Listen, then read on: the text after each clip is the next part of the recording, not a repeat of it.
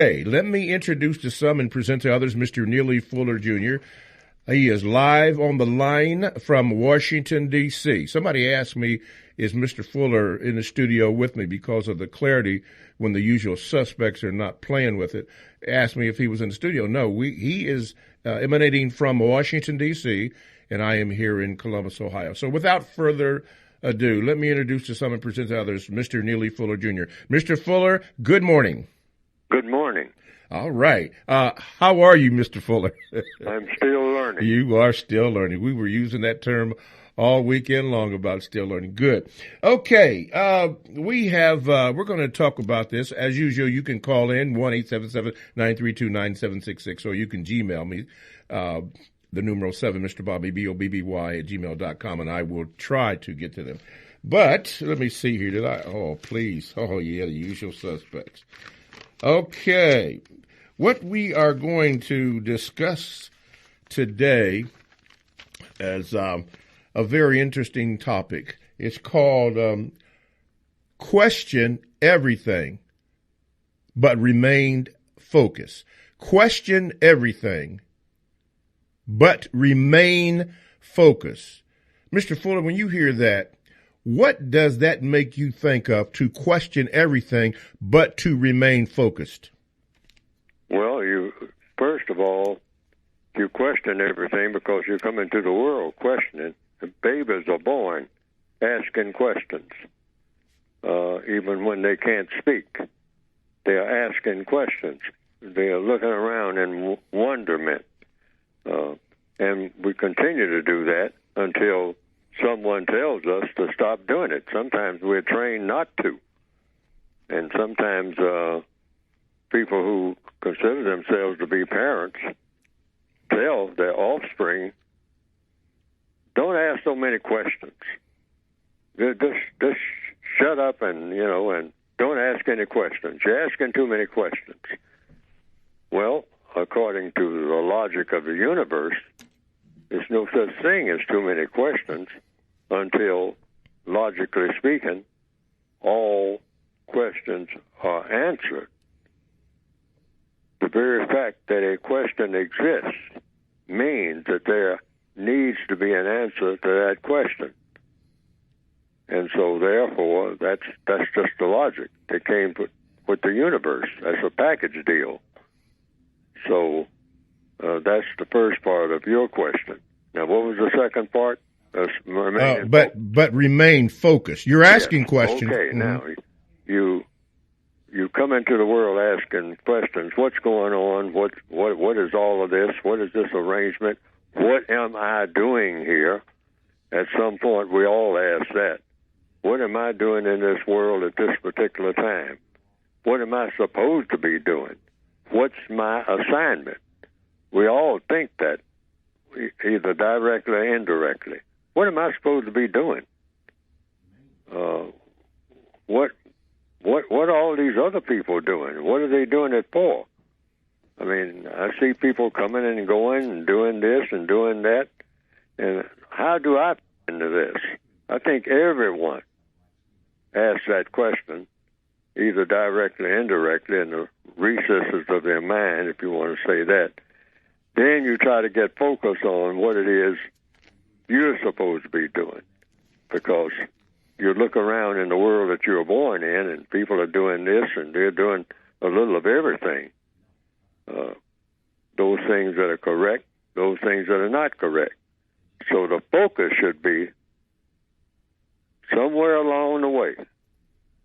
You focus on what is constructive and what isn't. That should be the focus. And try to always go with what is the most constructive thing to do or say in every situation that you encounter, day by day. Mm-hmm. Now, sometimes we're 50 years old before we even figure out even to ask that question. What seriously am I supposed to be doing here, and how am I supposed to be doing it, and what is my focus supposed to be? Because people start right immediately telling you what your focus should be. Yes, sir. You get that. Okay. And you get all these opinions from just about everybody that you encounter. Mm-hmm. Now, this is what you should be doing. Okay. All right. All right, now, let's do this. Let's take a phone call. Okay, caller, you are now on with Mr. Fuller. What is your question?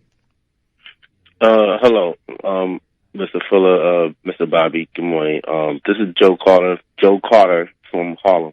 I have a question about the word hate, which is in the Word God, page 149. 149, okay. Yeah. It says, use this term to mean an aggressive submission to fear.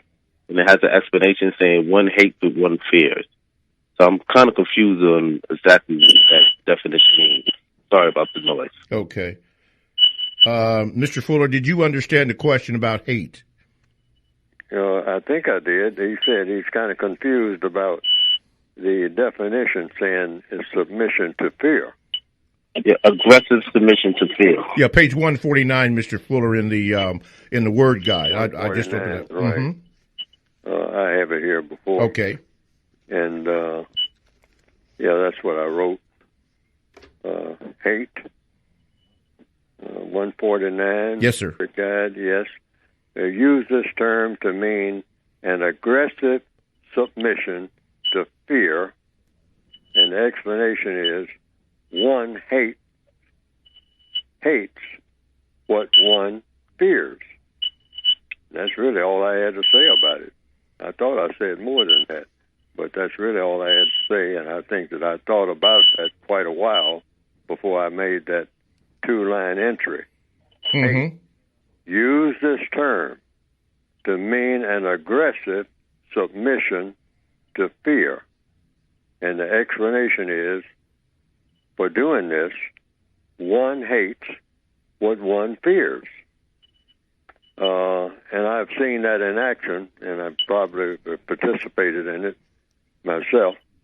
You get frustrated when you're in a situation where you don't know what to do. Okay. It might not even be a person that you're directing your hate toward. You're directing your hate toward a situation, maybe. Just a simple thing like you trying to find your way down a dark street. Okay. And you're confused about what street you're on. You might be driving late at night. And so the frustration begins to take over because it comes from lack of knowing what to do. So you start hating the whole situation. I hate the way they got the streets in this one all laid out. And that might be your response. Mm-hmm. And actually you're getting frustrated and you start getting mad at yourself. All right. Then you start getting mad at the way the streets are laid out, and you say, every time I come down in this area, I can never find the place that I'm trying to go. They keep changing the signs, or they hide the signs, or the signs on the streets are hidden behind some leaves on a tree and whatnot, and I never know where I really am. Mm-hmm. And so now that frustration that's building up comes from what? Lack of knowledge of what to do.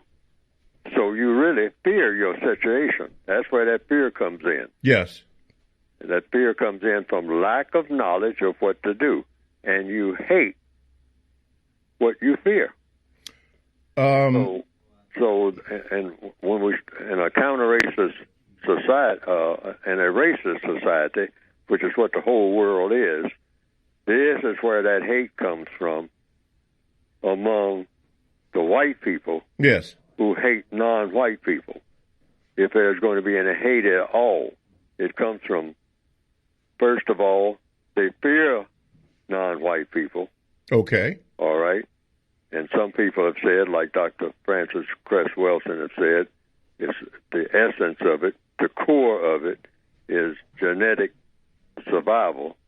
Yes. So they say that these people, if we have sexual intercourse with them, we can't produce white babies through these black people. We can every now and then we'll come up with someone that looks white and all like that, but we don't. That's not a guarantee. So if we lay down with them, we cannot claim these babies as our own because they'll produce babies. That's just in the area of sex. So they fear that. So they have a tendency to, like doing a lynching, they will cut out the genitals. Yes. Of a black person. I mean, while he's hanging from the tree, they rip his pants off and cut out the genitals, and there are many records where they have done that. Yes. Why cut off the genitals? Because there's a fear there. That's what that's about. Okay. That's symbolic. I mean, hey, that's deadly. That what we're looking at hanging down there, other than his entire body, is his genitals. And what's hanging there, and we're going to rip it out as a symbolic thing. Okay. And we'll put it in a jar and put it on a mantelpiece like they used to do. Yeah, they used to do that. They used to do a lot of it. Does that mean, according to the explanation that you just gave concerning fear, what the caller had indicated on page 149 of the Word Guide, so would it be correct, according to logic or compensatory logic, to say, or not to assume, but to say, according to compensatory knowledge, that a logic that white people, because of fear, white people hate black people because they are fearful of us? This is just to be clear. Yes. Okay.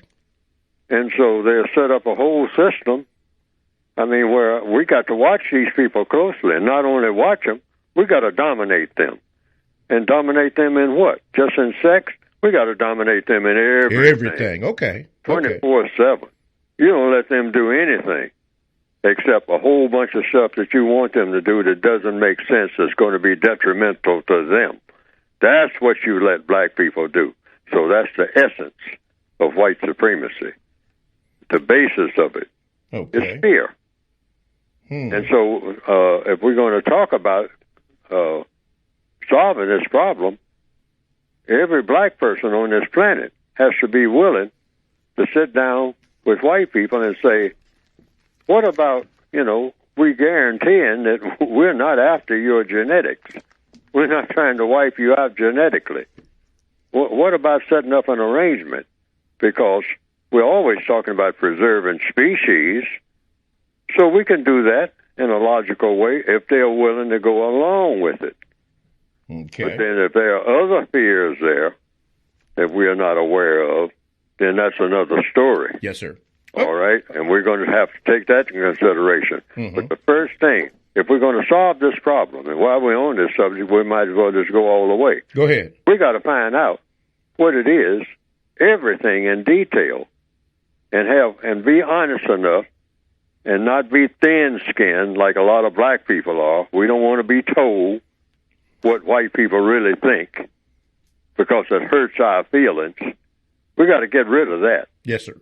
Let white people stand up and say, now here's what I don't like about you black people. And this is what I fear about you. Or this is what I have contempt for about you. And just let them list everything. And we should be able to be mature enough to look over the list and say, okay, let's figure out, since we're going to share the same planet for a little while anyway, hopefully for a long while, we've been here for a long while, let's just make up a list of everything and cover everybody and cover everything, don't leave anything out. All the things that white people cannot stand about black people. We want a list of that. Okay. We're going to have. That's something, while we're talking about this, we might as well just go all the way. Yeah, with bring it on home. Bring it on home. Yeah, and talk about focus, too. Okay. See, this is the focus. Yes, sir. Yes, sir. So we're not going to get anywhere if we walk around just shadowboxing with each other. Okay. I mean, not saying what we're really thinking. Okay. That's getting us nowhere.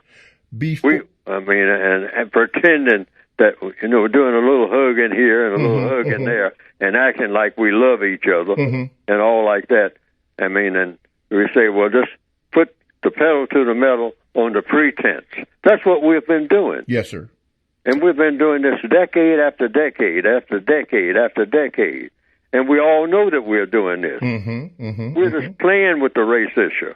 Okay. We need to stop playing with it and be serious. Okay. Get real serious business, which means you first got to find out what we're willing to do and what we're not willing to do and why. Yes, sir. And it all better be logical. Before I go to the required break that I'm supposed to, and Galen, I need you to tell me where I'm at. Okay, thank you. Mr. Fuller, you mentioned that Dr. Frances Cress Welsing, in her analyses, said that white folks were afraid of their genetic annihilation. Well, that's what I've heard her say on many occasions. Okay. Directly, indirectly. Okay. I don't like to quote Dr. Wilson unless I have her actual quote in front of me. Yes. But I've been around her long enough to say that's the essence. Okay, the essence. Okay. A lot of what she had to say. Okay. And a lot of other people have said that, but she's gone into depth for it. And so people have told me down through the years who have heard most of her speeches. I haven't heard most of Dr. Wilson's speeches. Yes, sir. Okay. Okay. So we can be straight. You've heard her and others mention about genetic annihilation. Now, asking a question, since we're on questions and staying focused, they hate us because they are afraid, so I can get it straight, of their genetic annihilation. Yeah. Okay. And I've read that down through the years. I mean, starting back even when I was around 12 or 13 years old, that was a fear. And I've heard white people remark that. Now. They say, we can't have this race mixing. We can't go to school with them. Next thing you know, they'll be having sex with our daughters. Yes. And oh, boy, I mean, we're in big trouble. Because when the babies come, how are we going to handle that? Right. Okay. So then that could be considered, I'm asking, could be considered a reason why, as you mentioned earlier, the cutting off of the genitals or the abuse and or mistreatment of all non-white people. And particularly the black male. Okay. Oh, you got to watch him like a hawk, because after all, I mean, hey, he starts feeling touchy-feely with white women, and they start doing this en masse. What's going to happen to white people? Got it. I mean, and they say this is God's mission. God put us here to, as a species, and we'll be wiped out as a species. Okay. And we are great contributors to this world. And that's not God's will, and it shouldn't be ours. That's the white supremacist perspective. Okay. It's not talked about so much in this modern day, but in the old days, they said it outright. All right? Well, they can get back to saying it outright if that is the biggest fear. Okay? And then we can sit down at the table and say, hey, what about us guaranteeing that won't happen? All right? Now, are you willing to practice justice? Okay. All right? Now, if they got a hidden agenda, that needs to come to the surface. Yeah, be truthful. All right? Yeah. Okay. And then if it means that, they do have a hidden agenda, we want to find out what that is. What it is, yes. And should that be hidden, just bring it on out.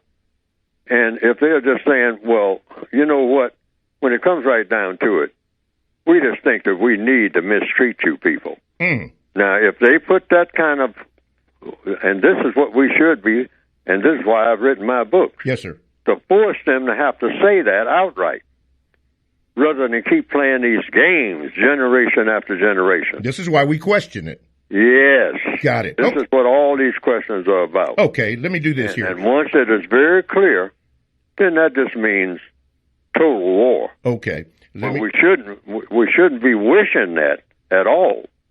Wishing what? Total war?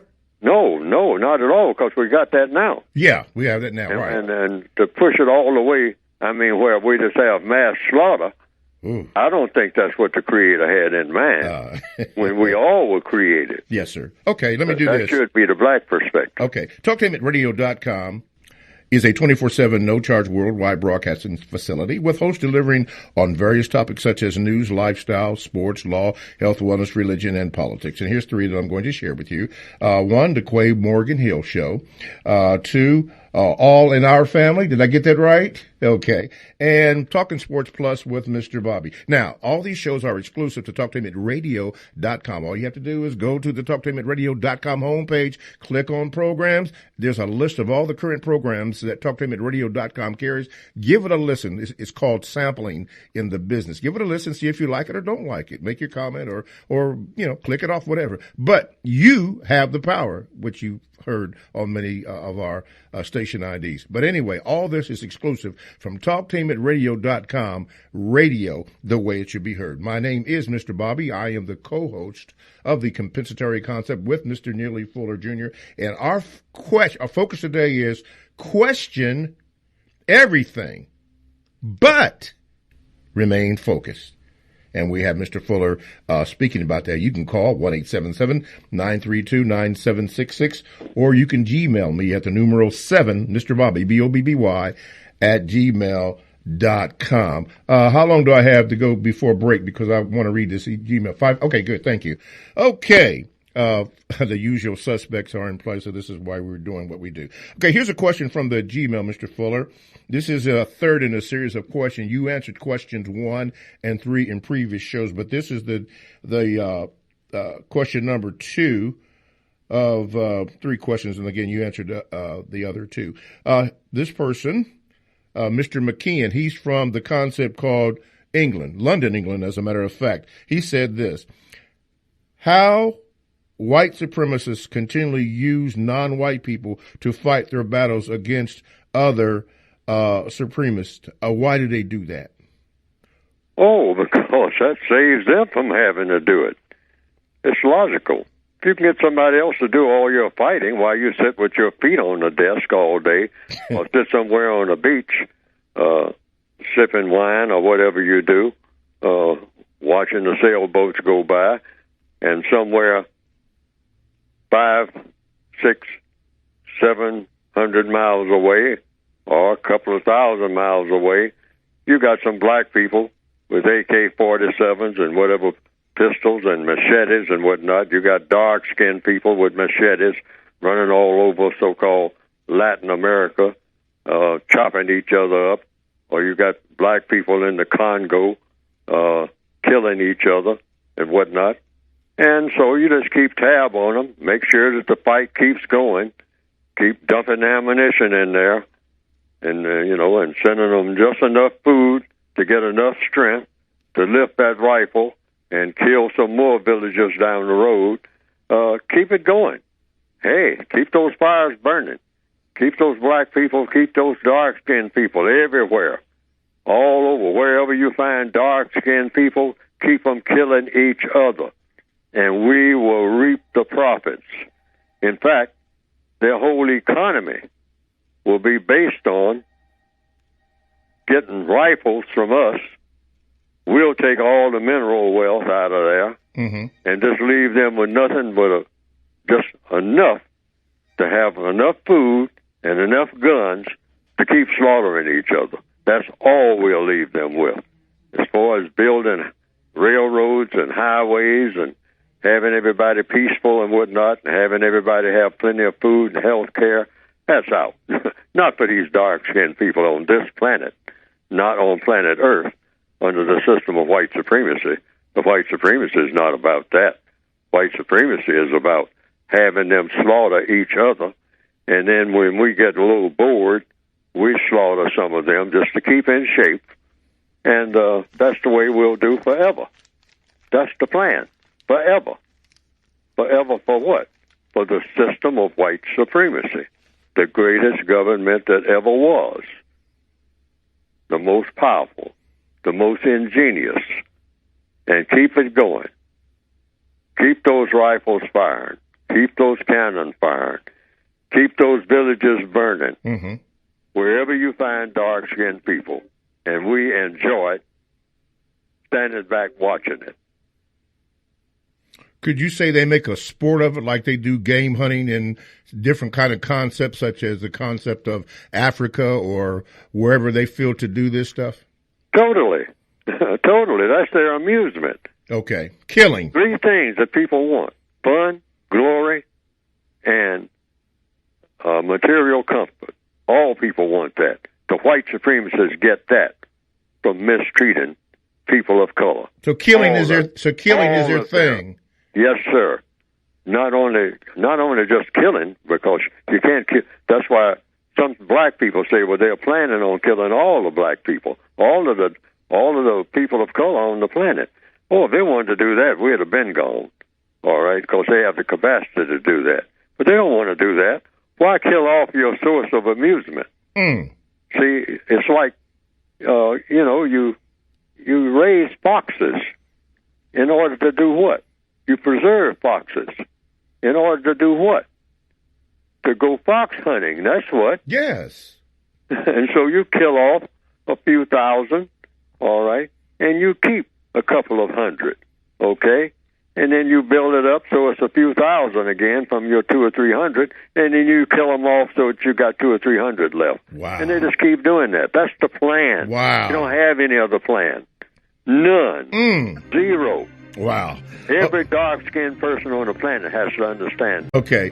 This is from Javari. Says this, Mr. Fuller, we already know that the black female is not going to turn off the TV and tune out the gangster rap, even though it causes this horrible effect on their lives and the entire black community. Black males are always going to supply whatever black female is looking for. As long as they are looking for thugs, male and gangsters, and not the real men, then most black males are going to play that role just to have sex with a bunch of confused black females. Many of these brainwashed females even go as far as to take care of these losers who many times have a criminal record, no job, and nowhere to live. In the end, these black females seem only to care about having orgasms and not about improving the condition of our race as a whole. Mr. Fuller, what are your thoughts on reversing this? That's what he said, and Javari. Still learning Javari. My thoughts on it are what my whole book is about. What is our priority? What do we want? What is it that we're supposed to want more than anything? See, it comes down to what this subject is about today, focus. So when you talk about focus, you're talking about the most important thing in your existence. So what is the most important thing in black people's existence on the planet right this minute, 2019? For most black people, whatever you think about most. And what do black people think about most? Impressing other black people. Not only sexually, but in the field of economics, education, entertainment, labor, law, politics, religion, sex, and war. All of the areas of activity. Black people, more than anything, get up in the morning and go to bed at night, and all the time in between, thinking about impressing other black people. That's what hairdos are about. Dreadlocks, for instance. I'll be specific. Just ask a question. Since we say everything is about questions, what are dreadlocks for? What are dreadlocks for? To attract attention. Okay. Attract whose attention? And in order to get what? See, people do things for a reason. People don't do things deliberately without a reason. So black people try to attract the attention by whatever means necessary of other black people.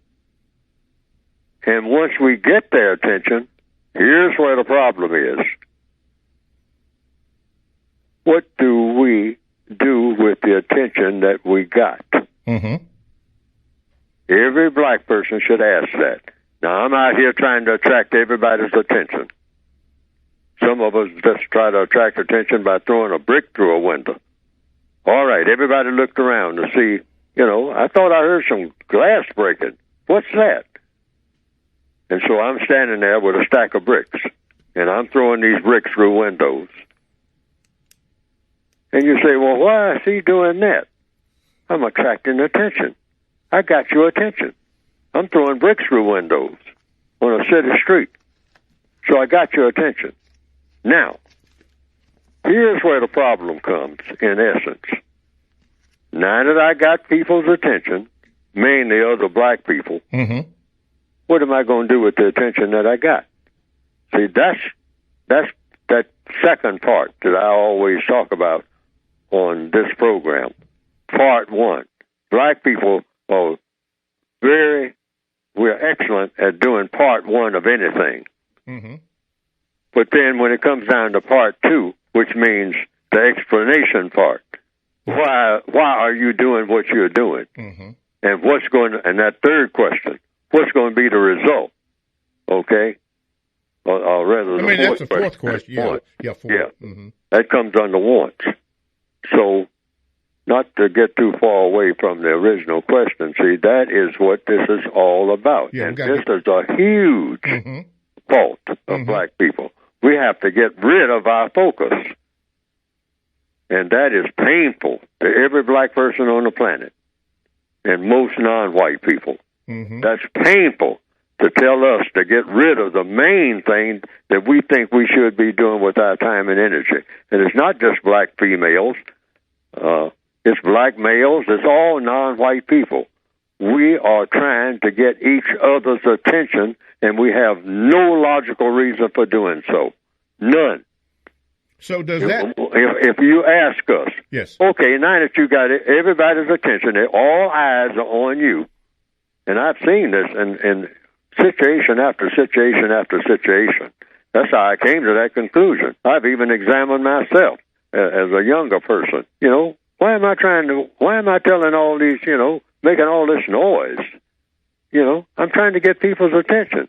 Okay, so you got people's attention, Fuller. Now, what are you going to do with it? Right. What are you going to do with everybody's attention that you now have? Mm-hmm. Okay.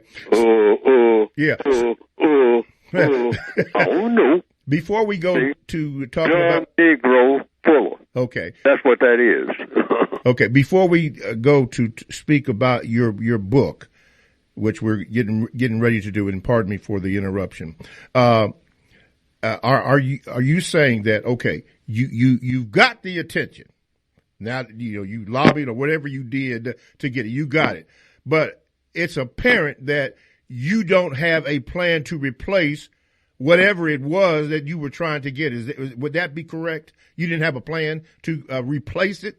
It's one thing to get the attention, but it's another thing to do what with it. Yes. See, in other words, we shoot people in order to get attention. I mean, we've been trying to get attention all our lives. I mean, nobody pays any attention to me. That's black people. Why isn't anybody paying? You're not doing anything to get anybody to pay attention to you. Well, I'm going to do something. Throw a brick through a window. I'm going to shoot somebody. All right? I get their attention, all right. Okay? Okay, but in a system of white supremacy, the white supremacists step onto the scene at some point and say, now you got my attention. Now, you didn't just get the attention of other black people. Mm-hmm. That works very fine because I set that up anyway. Okay. I'm the one that started you dark-skinned people to think that your mission in life is just to run around getting each other's attention. But really, my plan is for you to serve me. Okay. Okay? Now, you're getting other black people's attention today. Got my attention, which means I just look at what you did and find out if it serves my purpose. Now, if you kill a carload of other black people, that's all right. Mm. You're right on point. But now, it was some white people in that bunch. Mm-hmm. Now you got my attention, and I'm a white man. Now, you have just gotten the attention that you definitely don't want. All right?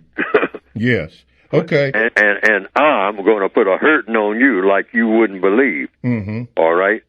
And don't you ever think you're going to get your attention in the system of white supremacy by doing anything that's going to be substantial harm to a white person unless it has my authorization. I got that. Okay, one more thing before we go to your book. So in our topic, question everything but remain focused. Okay, so we're crying that we want we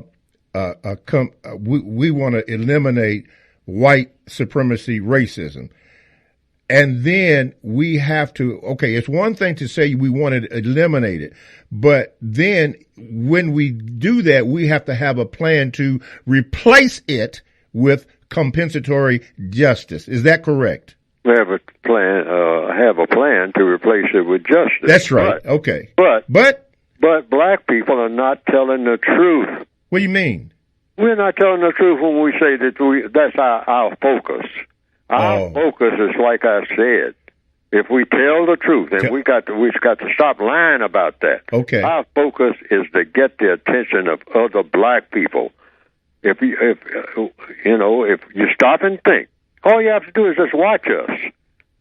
That's all we run around doing. On our holidays, on our so-called gatherings and whatnot, we're just looking forward to seeing each other. The minute of white supremacists, let me slow down, because that's another thing.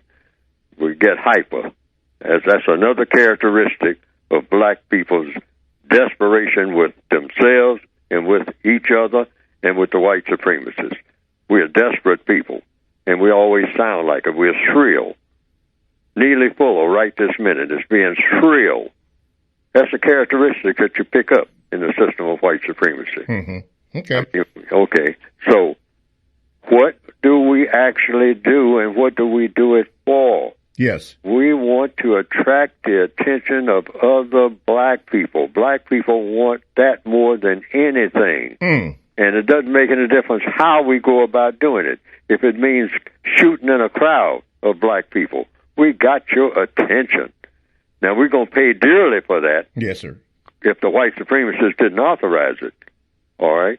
Because they'll say, hey, I didn't want this, I don't mind you killing black people, but you disturbed my sleep last night when you did it. Yes. So, therefore, I'm going to give you 50 years in the lockup for doing that. So, we weren't prepared for that. Okay. All right? We that wasn't in our plan at all.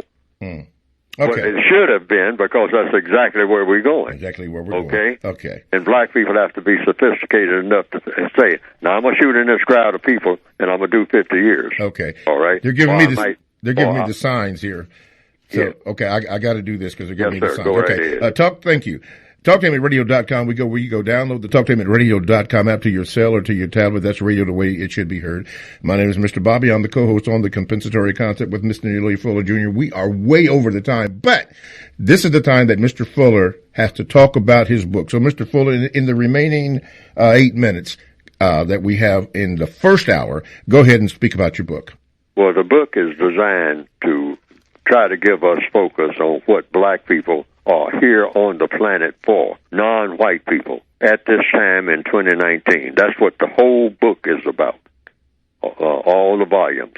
The basic volume that you can get by going to producejustice.com, and if you want to, you get the word guide, and some people want the original volume for some reason.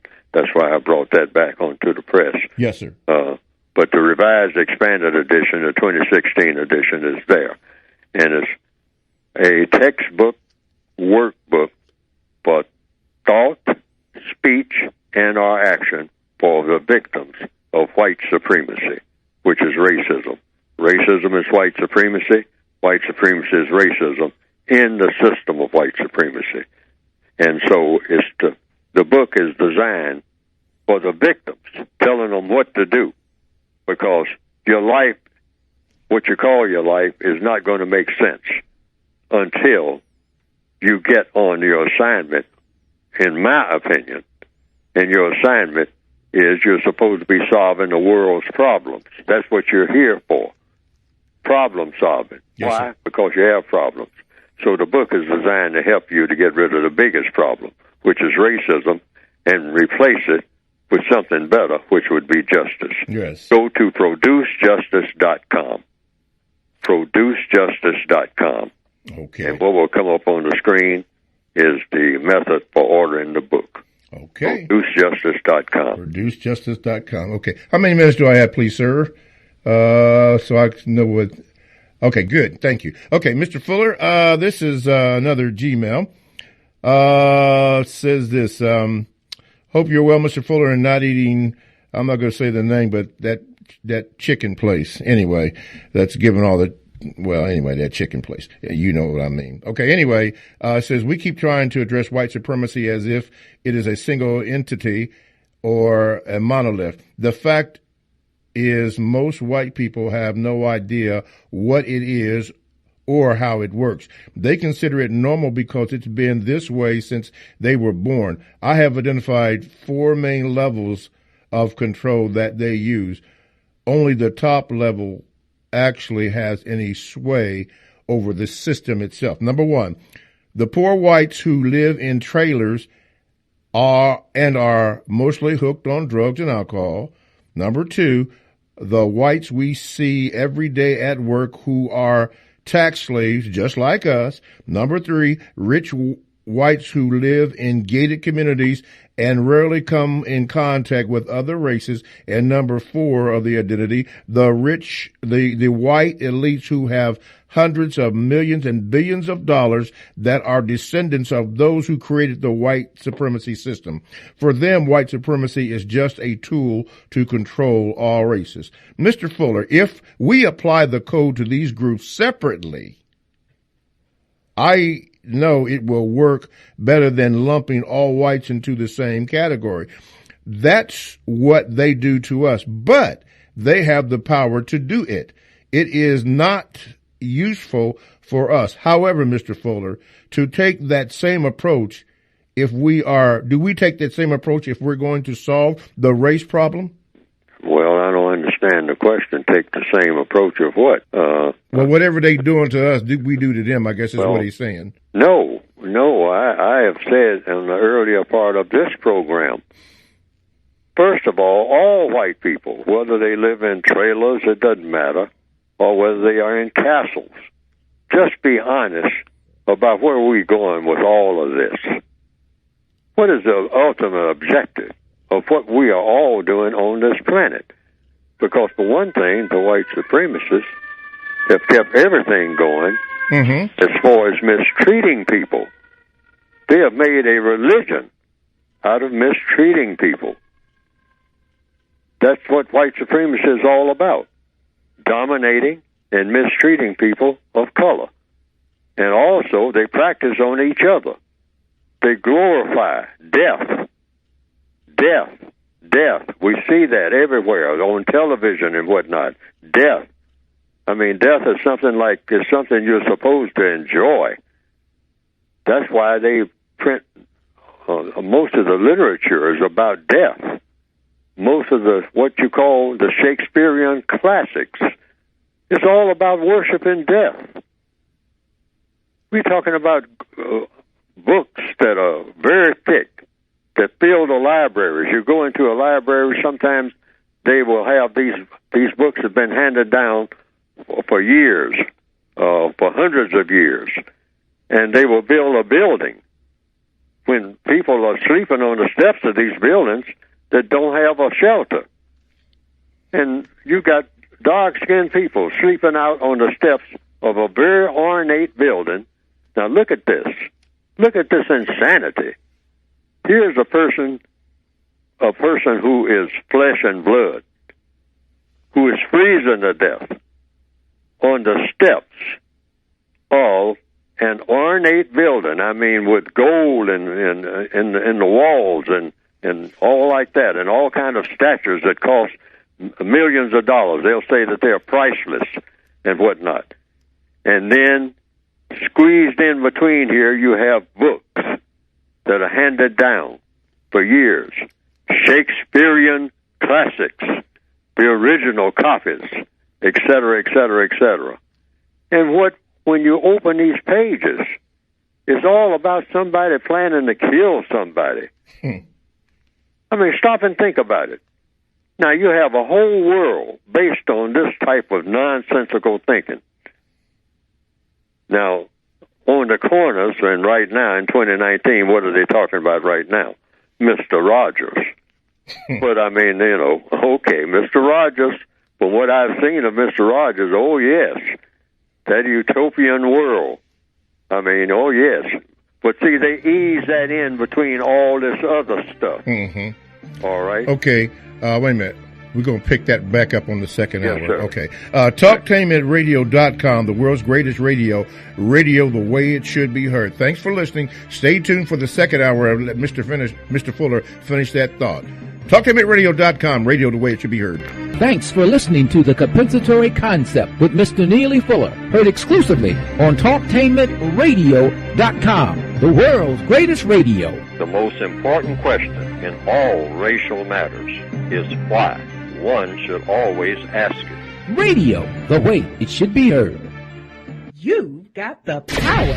The world's greatest radio. TalkTainmentRadio.com. Talktainment Radio, worldwide sound. Talktainmentradio.com. We give you a reason to come.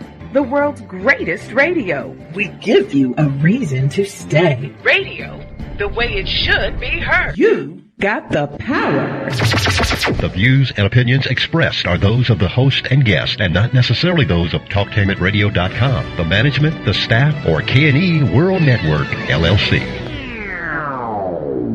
Live call-in talk show. Dial 1-877-932-9766 and join the conversation here on TalkTainmentRadio.com. This is The Compensatory Concept with Mr. Neely Fuller, heard exclusively on TalkTainmentRadio.com, the world's greatest radio. Radio, the way it should be heard. And now, Mr. Neely Fuller. If you do not understand white supremacy, which is racism, what it is and how it works, everything else that you understand will only confuse you. Only confuse you. Only confuse you. All right, welcome to the second hour of the Compensatory Concept with Mr. Neely Fuller Jr. I am your co-host, Mr. Bobby, and this is Radio the Way It Should Be Heard. Our topic today is question everything, but remain focused. Mr. Fuller has been answering that question and addressing it in many ways, and we're taking your calls and Gmails. Remember, I got to read this. We go where you go on the world's greatest radio. You're in touch with the Compensatory Concept with Mr. Neely Fuller, and I am your co-host, Mr. Bobby. This is radio the way it should be heard. 1-877-932-9766 is the number that you can call to get in contact with the show. However, you can also Gmail me at the numeral 7.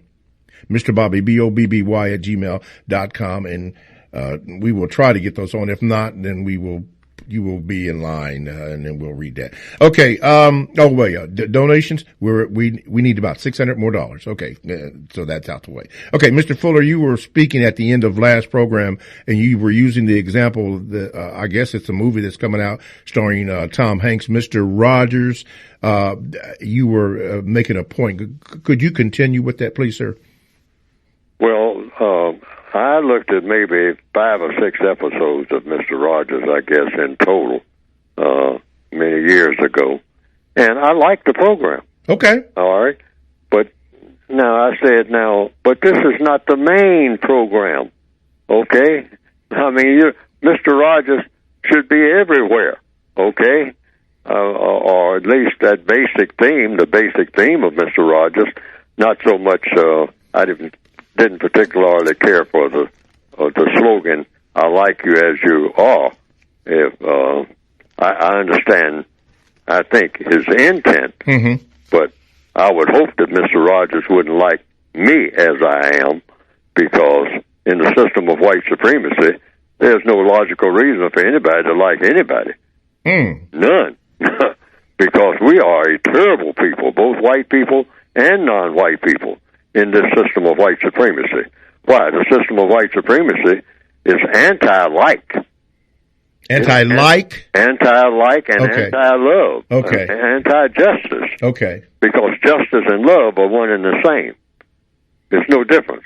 That's why the word guide is important in the textbook for victims of white supremacy. We have to learn how to use words in a way that makes the most sense. Okay. Love and justice are one and the same. That's why there is no such thing as love. I mean, people doing all this hugging and kissing and whatnot, that's not love. Love is when nobody's being mistreated. And the people that need help the most gets the most constructive help. That is what love is. It isn't anything else. It isn't hugging and kissing. It has nothing to do with love. Love is guaranteeing that no person is mistreated and guaranteeing that the person that needs help the most gets the most constructive help. That's the compensatory definition for justice. Justice and love are one and the same. Yes, sir. So under Mr. Rogers or anybody else, we're talking about a world of justice. So as long as somebody's being mistreated, you shouldn't like a person who mistreats people. And you shouldn't, you shouldn't hate them, but you should stop that mistreatment. That's got to be stopped. No matter who's doing it. So, and getting back to the callers who are calling in, because that's another thing. Neely Fuller, if you don't watch me, I'll get away from people's questions. People will hang up their phone, and I haven't really answered their questions. But they were talking about the white people who live in trailers. That's one of the callers before. Yes. I need to get back to that. And the white people who live in castles. Well, if both of them believe in mistreating people, there's no difference. It's just a difference in their condition. That's right. So, and under the system of white supremacy, mistreatment is the whole culture of the white supremacist system. That's what they love, whether they are in a trailer or whether they're in a castle. Mm-hmm. Let's go forth, Julius Caesar, and find somebody to mistreat. Let's go south of here and get some of these dark-skinned people, all the emperors of Rome, saying, we went west and we went east. Let's try going south. And go where? In order to do what? With sword in hand. That's what we do. And then they glorify it in all of their history. And then they tell you, a black person, you can't get a job unless you go to school and learn about all of these killers. And then expect you to come out with no job after learning about all the killers and expect you not to do any killing. Mr. Fuller, that makes... We need to think about that. Yes, sir. That's what we learn. We take up prime time in school learning what we call world history. And it's all about people killing people by the bushel. Mr. Fuller, what you just said makes sense to me, and maybe I'm wrong, but it makes sense in this respect, that as they go do what you just said that they do, they make movies about that and starring so-and-so and so-and-so, and I think they give them an Academy Award or something or an Oscar. But one thing that you pointed out in 3 previous shows, when they give out that statue, that Oscar, I did not know that, and I had been watching this for years. But in reference to glorifying killing, I was not aware until you pointed it out that Oscar statue has a sword beside it. Sometimes they have statues of a white lady, apparently, if she appears to be white, who they say that this represents justice. Oh, yeah. And she's holding a scale in one hand and a sword in the other. I think I remember seeing several pictures of things like that down through the years. Always that sword. Always. All the, you can't find a parking space in a lot of cities on account of they got this huge park set up for people just to sit around, a statue, and they got a statue of what? A person up on a horse, taking up prime real estate, sword in hand. Yes. Or one on his side. What's that all about? Mm. And here you have here again, houseless people who need shelter, sitting at the base of that statue, haven't had anything to eat, and got no place to stay, and fixing to get arrested for sleeping in the park. All right? Because they don't have any other place to sleep. But here's this statue taking up prime real estate that they paid maybe, sometimes I guess, $500,000 or maybe more to put up. That's what I mean by insanity. Yes, sir. In the system of white supremacy. Yes, sir. Mass insanity on a huge scale. And we think nothing of it. Mm. But it's normal that we wouldn't think any of it, because what else are we used to? Mm-hmm. We've never even thought about it the way that it really is. Okay. All right? And it's our job as victims of racism to say we should be the champions of justice. Stop doing all this looking forward to this showing out to each other at the next Negro party we're going to have, all right? And get on our job of ending racism and replacing it with justice. Okay. That should be our job. That's what my book is written for. Yes, sir. Okay, Gmail. Mr. Fuller says white supremacy rules the world, but they don't rule China or Iran and a few others. If they invade, whoever they is, if they invade either, to white supremacy, if they invade those countries, they would likely be slaughtered in mass. They don't control everyone, but they definitely control blacks. This comes from Mr. Black. Mr. Fuller? Well, that's the person's opinion, and they're entitled to that opinion. That comes under VGQ.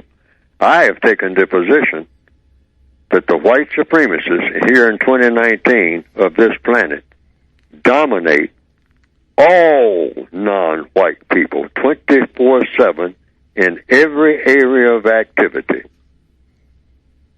And that is economics. I'm saying it's either true or false. I don't care if it's a person who is a person of color, classified as black, brown, red, yellow, and not white. That person directly or indirectly, I underline indirectly, 24/7, the affairs of that person on planet Earth in 2019 are dominated by the white supremacists in economics, education, entertainment, labor, law, politics, religion, sex, and war.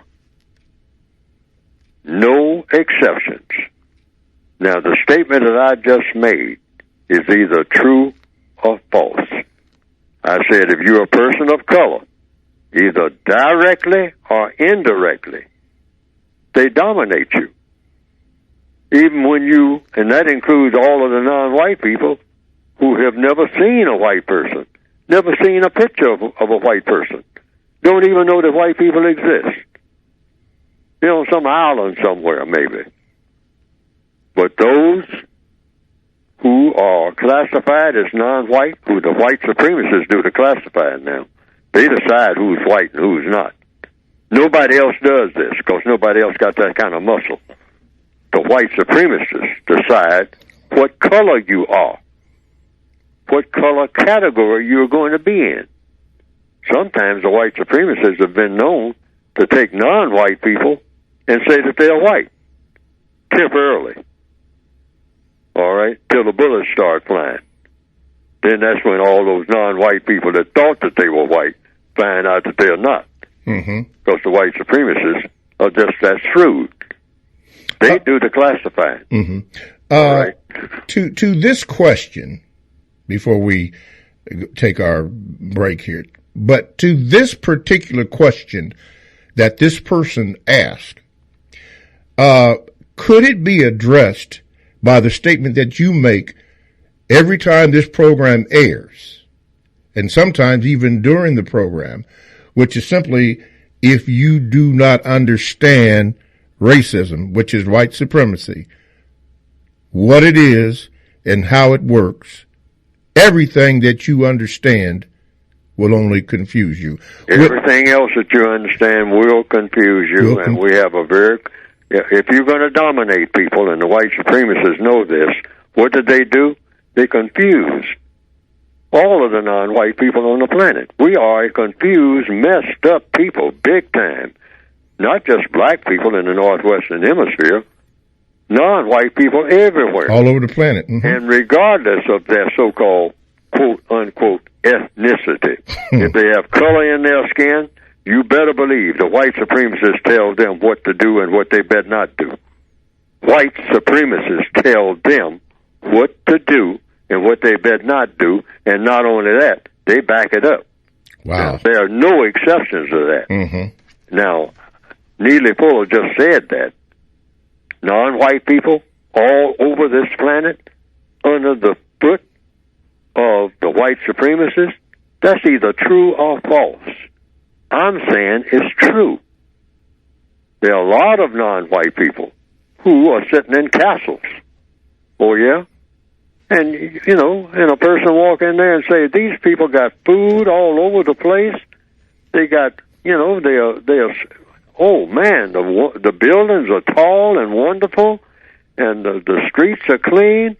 And this guy Fuller is walking around talking about these people are being dominated by the white supremacists. And I'm saying yes. Okay. Yes. Because all that will evaporate in 5 minutes if the white supremacists decide to. Okay. The only reason it exists is because it's good for what? White supremacist business, that's what. That's right. I want you to hold that thought because someone has just, just hold that thought and I'll read the question. TalkTimeRadio.com is a 24/7, no-charge worldwide broadcasting facility with hosts delivering on various topics such as news and lifestyle, sports, law, health, wellness, religion, and politics. Now, here are three that I'm going to share with you. Again, the Quay Morgan Hill Show, All in Our Family, and Talking Sports Plus with Mr. Bobby. All these particular shows and all other shows that we have on the TalkTameRadio.com homepage are exclusive to TalkTameRadio.com. So all you have to do, if you are interested, is go to the TalkTameRadio.com homepage, and there is, if you will, please ma'am, please sir, a list of every program that TalkTameRadio.com has. Just give it a sample and see if you like it or if you don't. It ain't for everybody, but it could be for you. All that from TalkTameRadio.com, radio the way it should be heard. Again, my name is Mr. Bobby. I am the co-host on the Compensatory Concept with Mr. Neely Fuller Jr. Our topic today is question everything, but remain focused. And Mr. Fuller has, for the last hour and 15 minutes, been explaining, giving examples. You've been Gmailing me. You can also call in 1-877-932-9766 with your questions. You can do what you've been doing, Gmailing me, and then I will read your question. Mr. Fuller, this one, since you were just speaking about the proof of that, this question is, he says, Mr. Fuller, I have a question for you. Where do you get this system of white supremacy? And do you have proof that the whites run things is a racist? Do you have proof that they are really racist? This is Tony calling from Houston, Texas. No. I can't prove the existence of white supremacy at all, or racism anywhere, that a racist act ever was committed. Why? Because I'm a prisoner of war of the white supremacists. That's why. I can't prove anything. All I can do is state it and ask people to look and see if they see what I see. That's all I've been doing all these years, and that's all I do with the books that I write. And that is just see if you see what I see. I say white supremacy exists. A lot of black people say that no such thing as white supremacy. Fuller's making that up. He's just pumping people up on hot air. Ain't no such thing as that. And I've had people tell me that. I've had people when I've gone and participated in seminars, people have said that sitting right next to me. Said, I don't agree with Mr. Fuller on this. I mean, there's no such thing as this white supremacy on the scale that he's talking about. Yeah, we have racism. We run into it every now and then. But, I mean, it's nothing like what he's talking about, like it's a world system, like it runs everything. No, that's not true. I've been all over the world, and this ain't true. Mm-hmm. Fuller's making this up. I mean, or he really believes it, but he believes something that's not true. I've had people say that. And after they finish, I would say, VGQ, this is your opinion, sir, and you should stick with it if you really believe that until you choose to believe something else. But I'll sit right there next to the same person. We don't fall out about it.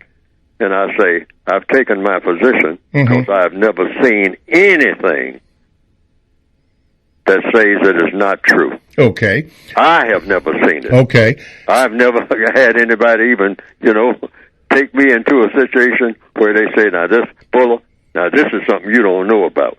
But look at this. You think the white supremacists, somebody got to get authorization from some white supremacists to have this that you're looking at? I've never even heard of such a place. Okay. Is this why, and I'm asking this, Mr. Fuller, is this why when you make a statement concerning white supremacy, you basically say either the statement is true or not true based on the evidence that you have discovered? Yes, that's all I'm going by. And I'm going by stories that people tell me. Okay. But then when I look at the world that I'm in, and I, talk to people who've been different places that I haven't been and all like that, and I look at the white supremacists and what they do, and I look at the people that people say that are not under white supremacy. I look, including all the millions of people I haven't seen. Billions, all right? And they say, well, these people they're living a life. I mean, they're riding around in nice cars. They got paved streets. Say, Fuller, you just don't know the real world and all like that. I say, every last one of them. If they are people of color, are under the domination of the system of white supremacy. Now, see, the white supremacists, if they want paved streets in any village, anywhere, you'll have them.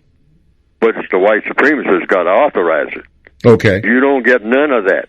You don't get no planes flying in the air. You can't land at no airport, nowhere, if you're a person of color, going anywhere on this planet without the direct or indirect permission of the white supremacists. And I stick with that. That's a fact. You're not going to even be in an airplane. Okay. If the white supremacists say you can't be in one. Okay. Let me take this question right here. Go ahead, caller. You're on with Mr. Fuller quickly, please. Hey, how you doing, Mr. Bobby? Oh, good, sir. Brother Muko? Yes, sir. Yes, sir. I wanted to ask Mr. Fuller this. Mr. Fuller, I have yesterday interacted with a 23-year-old white woman, and she made a real profound post. She said that all white people are racist. I mean, all white people are racist, and that no non-white person could be racist. And she got a lot of flack from a lot of white women and a lot of white men on her post. Can you explain for my care unit in Baltimore, and we spreading around now, so it's kind of in D.C. and Virginia also. Good. Can you explain for my care unit how white supremacists, the white supremacist code? How white supremacists are the white supremacist code? Yes, how white supremacists stay on code as far as she made a true statement, and she's saying that black people could not be racist, but all of the white people started getting on her saying that was not true. And the code always teach us that white racism, white supremacy thrives off of confusion. So I was asking you, can you explain for my care unit how that is so?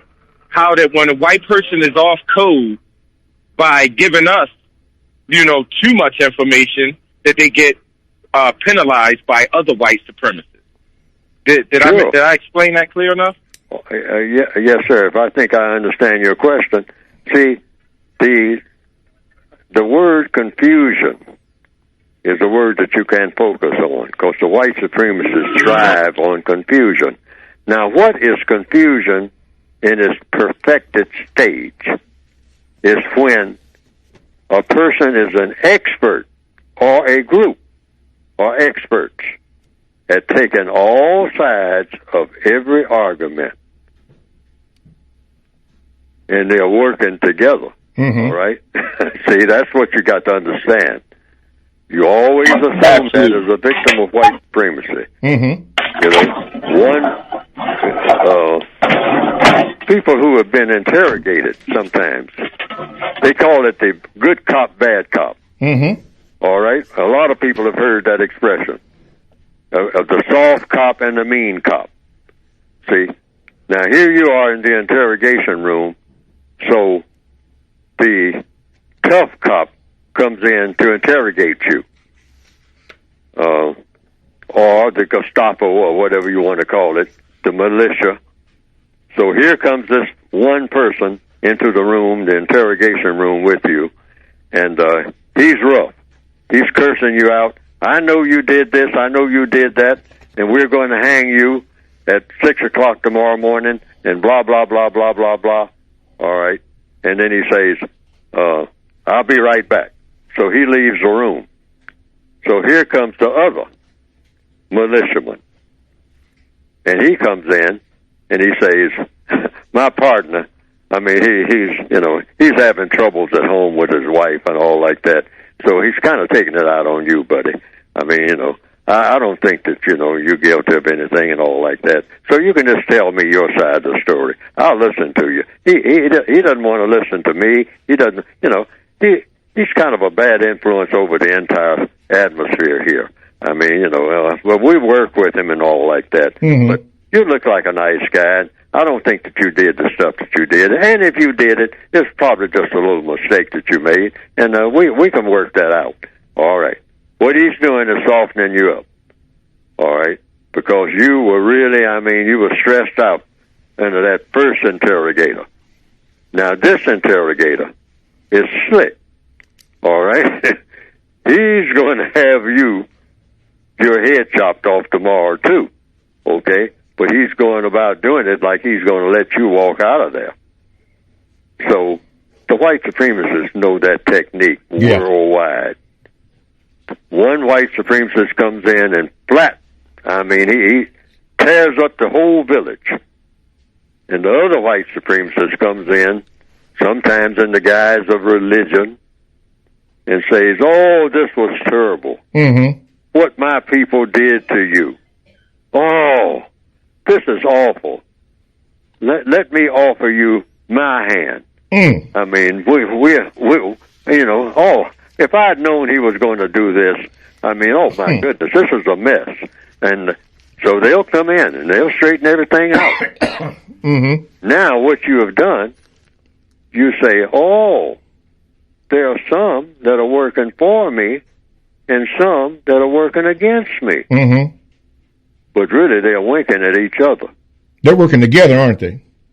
That's how you get a complete package of white supremacy all over the world. Yeah.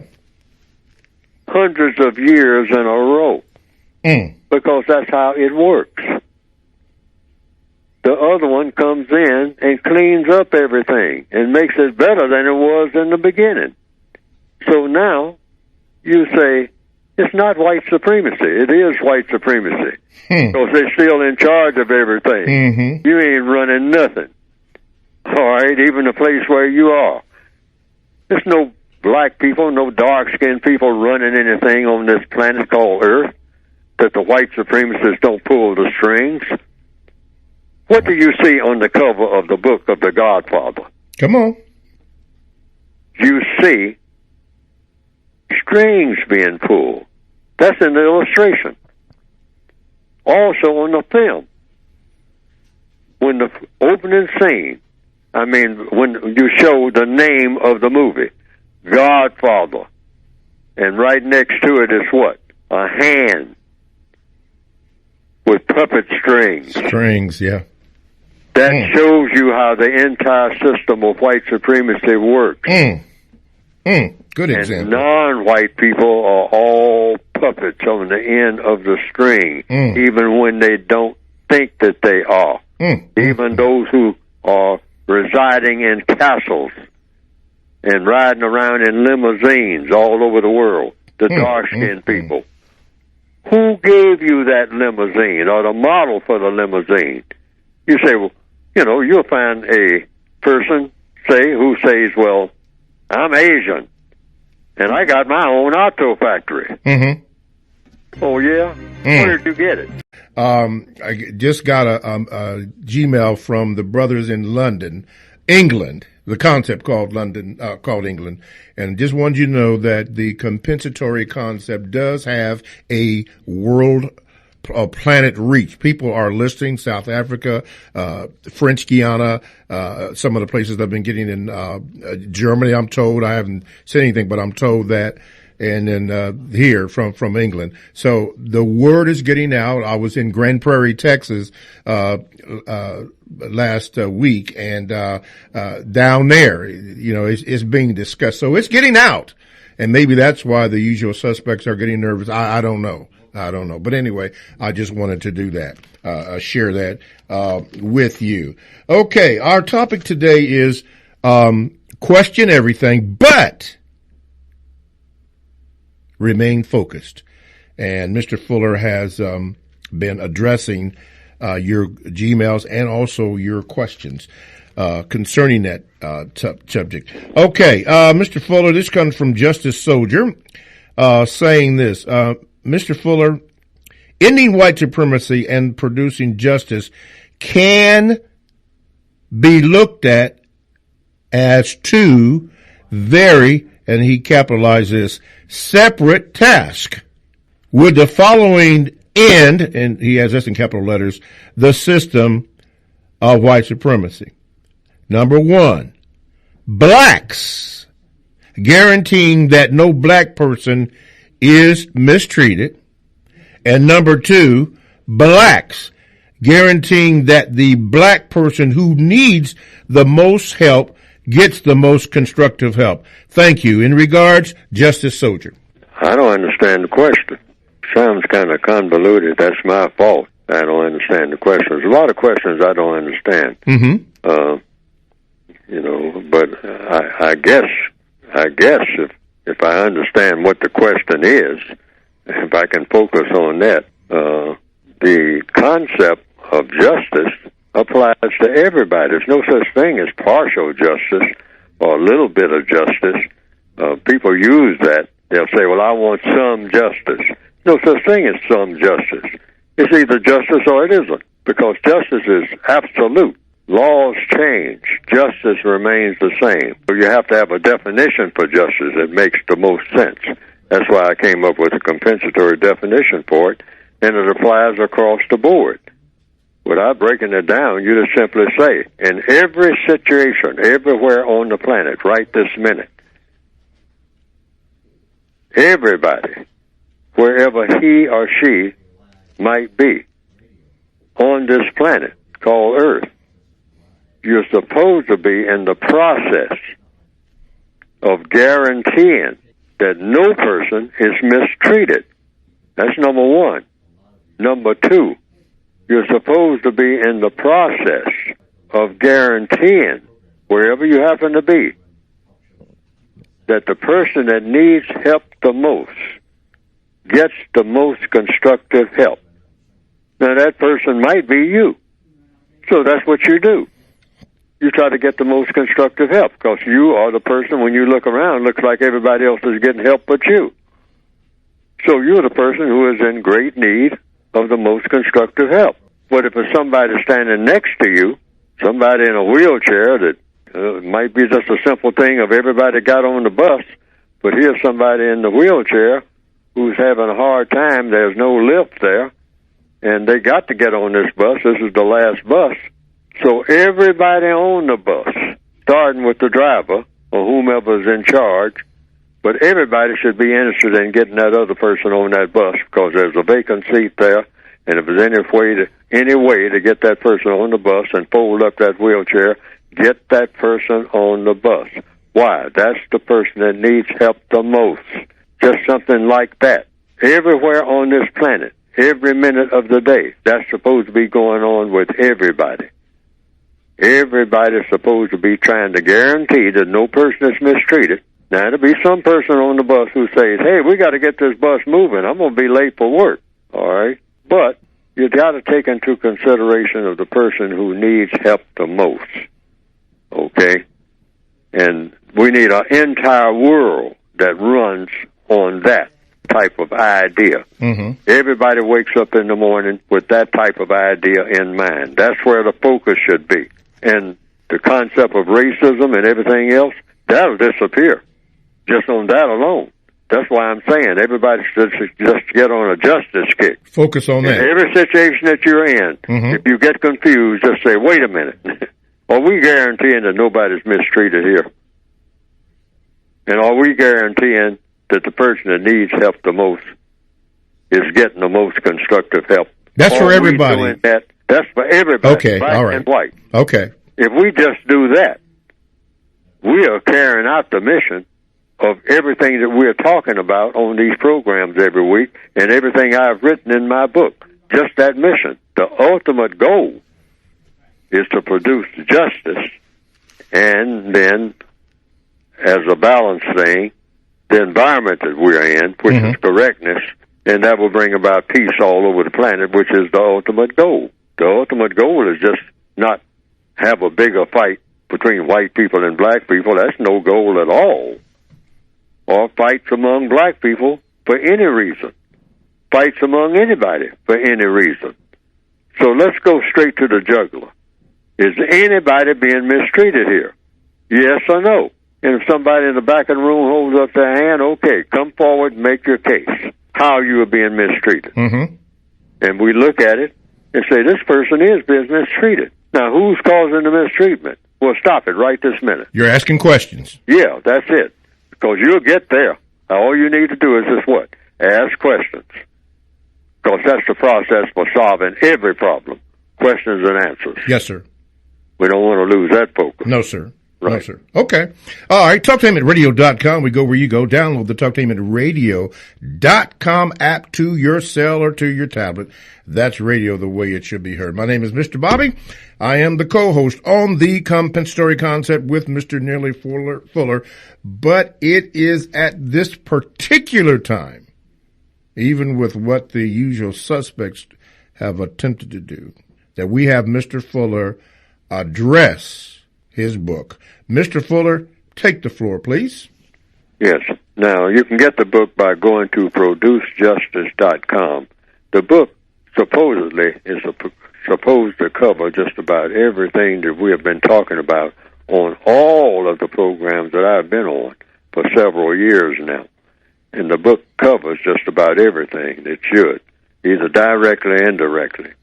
And not cover it in depth, but just enough to give the reader, I hope, with my very unworthy writing, because I do not write the way that I should write. I want to say that. This textbook for victims of white supremacy, it steadily should have been improved much better than what I put it out here to be. Now, a lot of people say it's an excellent book, the way it's written. Mm-hmm. But I say, according to my own standards, this book should have been written at a 5th grade level in the Northwestern Hemisphere.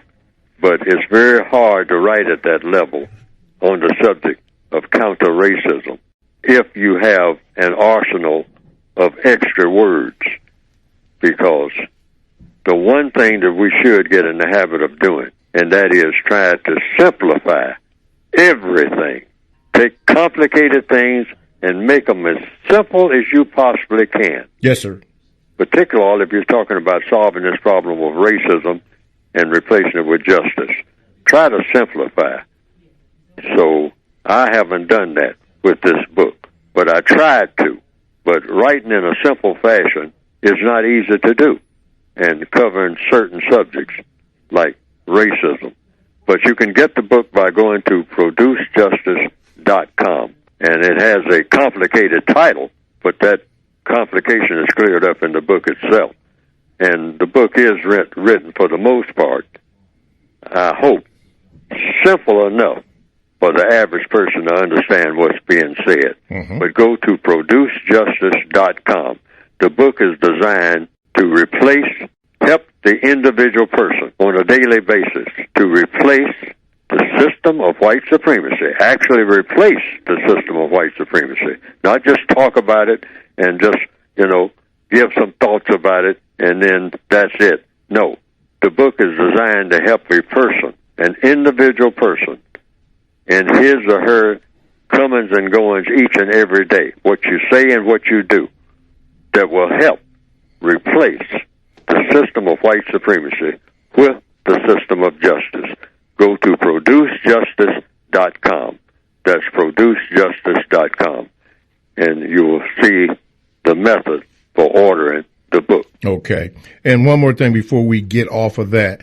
Did I hear you say that people are still ordering the first book, the original 1984 edition? Yes. Yes, quite a few people want that edition for some reason, which someone told me some years ago, at least one person, that they wouldn't understand the second book, which is the expanded revised edition, that has most of the material that the first book has in it, but they say that they wouldn't have understood the second book or the word guide without having read that 1984 edition. Yes, sir. Now, I don't understand that, but if that's the way it is, that's the way it is. Mm-hmm. So it's not for me to say.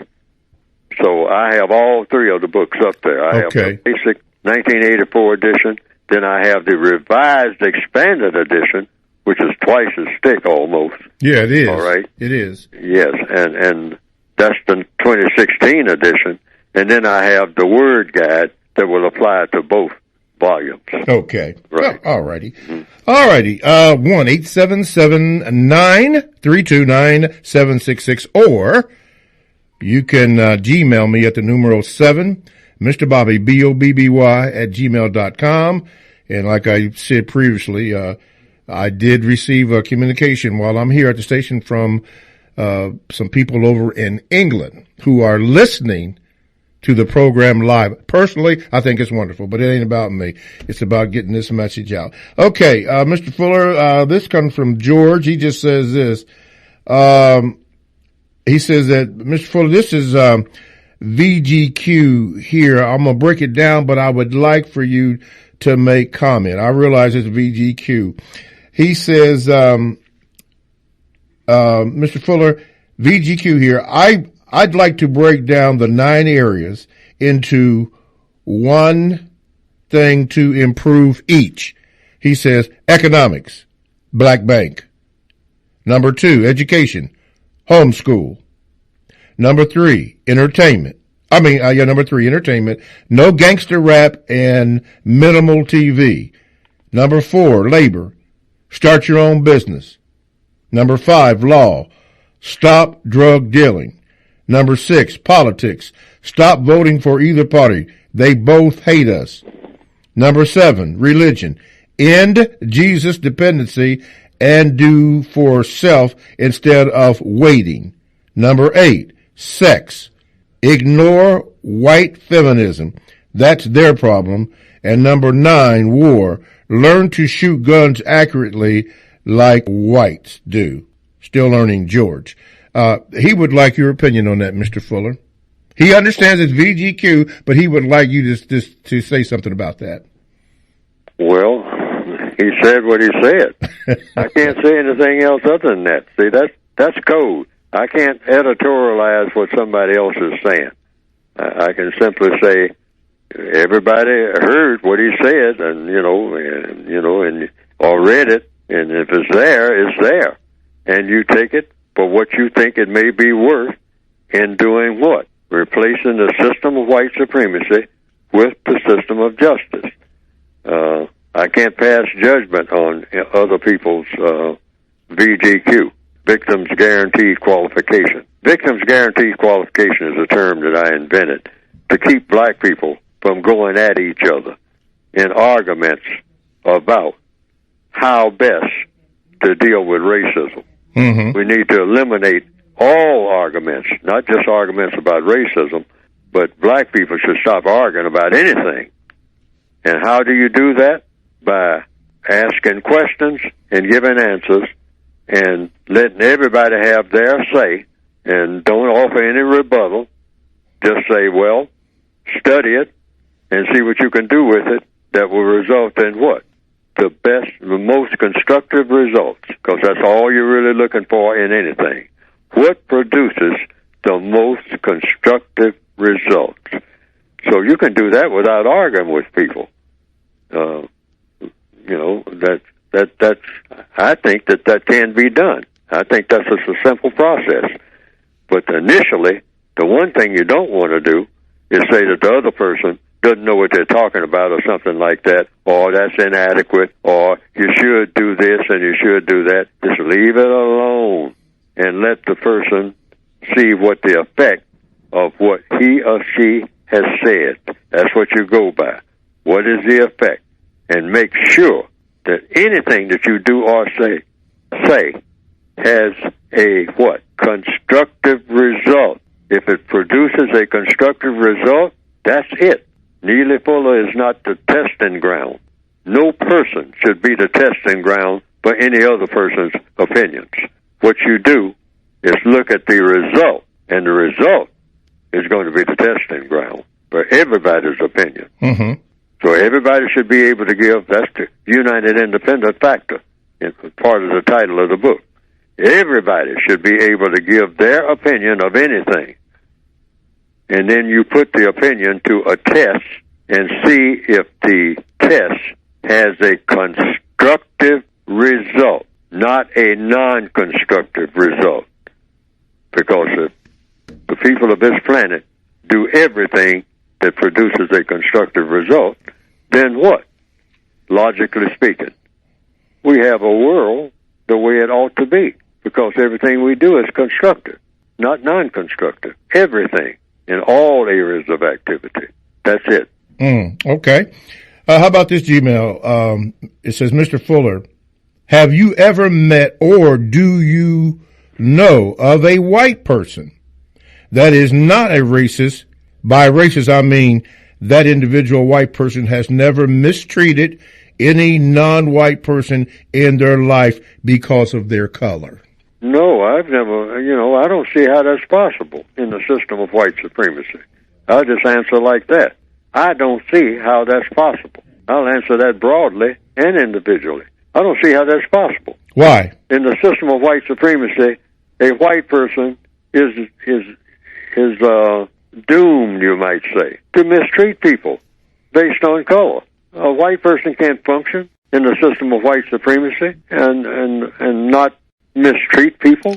That's absolute. It's like a guard in a concentration camp. Mm-hmm. And the orders, when, the guard is hired, and they say, what we do at 9 o'clock, we go down and beat all the prisoners that we have in cell block C with sticks. That's the job. So the system of white supremacy requires every white person to mistreat people of color. So that's going to happen. That goes with the territory. Did you say requires? Oh, yeah, that's a requirement in the system of white supremacy, either directly or indirectly. You got to do that. So in answer to the question, I don't know of any white person that excluded from that. That's not logical. Mm-hmm. So if a white woman has sex with a black man, is that also a form of mistreatment in the system of racism, white supremacy? Say that again. If a white woman has sex with a black man in the system of white supremacy, is that what is that? You say, well, a white woman has sex with a black man. Is that a black man? Is that a form of domination and mistreatment? Yes, according to the code. Okay, that's a form of mistreatment. The code says that. I mean, that's said all through the book. Yes. Why? Because there's a reason. The black person is a prisoner of war. A white person in the system of white supremacy is considered to be a prison master.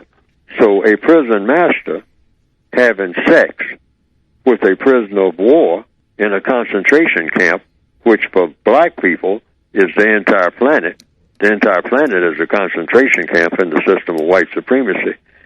That makes the white person, regardless of, how they, what you call, feel emotionally, that's child abuse.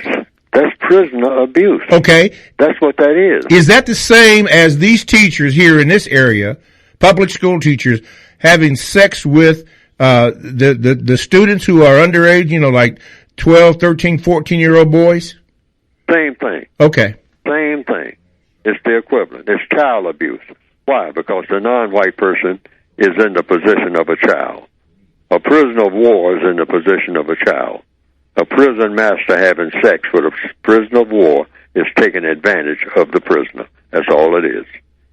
So these teachers are taking advantage of these students. Oh, well, that's the way it is. Yeah. Any non-white person who has sex with a white person in the system of white supremacy anywhere, in any circumstance, the non-white person is being abused. Mm-hmm. Even though they may be enjoying it, they're still being abused. Because a child might enjoy, a 14-year-old might enjoy having sex with the priest. Ooh. Okay. Ooh. All right.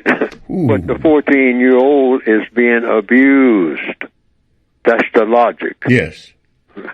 Why? Because of the power dynamic. That's the why. Powered. Right. Wow. Okay. Well, it looks like we have come to the end of this show. So I want to thank the callers. Thank you, Mr. Fuller. And thanks even for the show on religion. I want to just say that again. It has been wonderful. TalkTainmentRadio.com, the world's greatest radio, and radio the way it should be heard. We will have a schedule, I think, next week of the upcoming shows. What we're going to be doing. And, of course, Mr. Fuller, I will let you know also. And I'm going to call you sometime today because somebody sent me a Gmail and wanted you to answer it. So I didn't read it on there. I'm going to read it off air to you when I get time. So look forward to the call, Mr. Fuller. Anyway, thanks for listening, everybody, and we'll see you next week. Thanks for listening to The Compensatory Concept with Mr. Neely Fuller, heard exclusively on TalkTainmentRadio.com, the world's greatest radio. The most important question in all racial matters is why. One should always ask it. Radio, the way it should be heard. You got the power. The world's greatest radio. TalkTainmentRadio.com.